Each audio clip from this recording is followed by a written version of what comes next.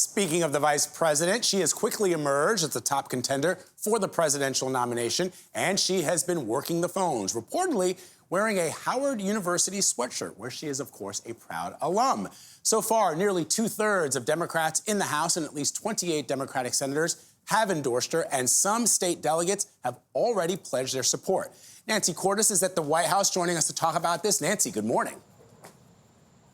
Vlad, good morning to you. You know, if Vice President Harris does secure the Democratic nomination, which she is poised to do, she will be the first woman of color at the top of a major party ticket. But she's used to being the first. It's been a common theme throughout her career. I, Kamala Davy Harris, do solemnly swear. Kamala Harris made history 4 years ago, becoming the first woman, the first black person, and the first Asian American to ascend to the vice presidency. Now, she's looking to make history again. And when we fight, we win!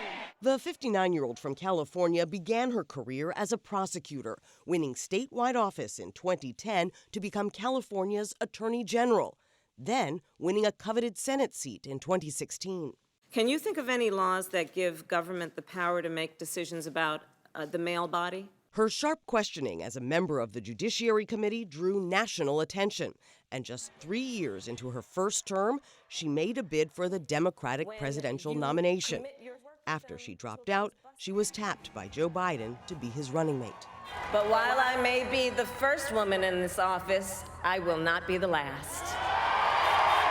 As vice president, Harris has been tasked with leading efforts to address migration to the southern border, making her a target for Republican critiques. Appointing Kamala Harris to oversee the border is like appointing Bernie Madoff to oversee your retirement plan.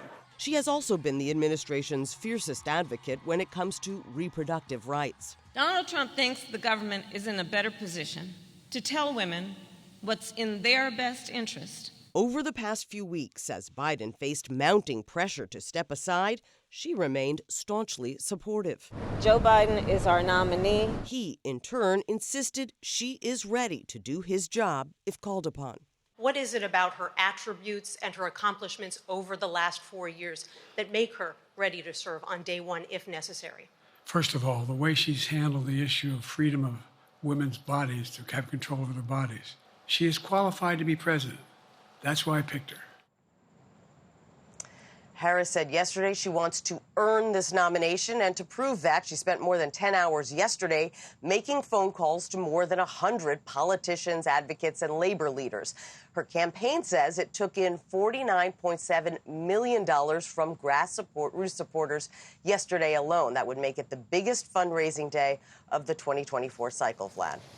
It's an important point, Nancy, but let me ask you, if Vice President Harris were to secure the nomination, do you have any sense of who she could pick as her running mate? Well, I think you'd have to look first at Democratic governors and senators from battleground states, and there are no shortage of them. So that means Governor Roy Cooper of North Carolina. She campaigned with him last week. They were state AGs together. They go way back. Governor Josh Shapiro of Pennsylvania. She just campaigned with him, too. Governor Gretchen Whitmer of Michigan, Senator Mark Kelly of Arizona.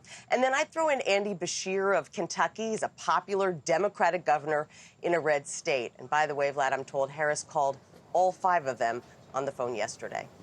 Yeah, and Shapiro was right out at the gate with the endorsement. All right, Nancy, thank you very much.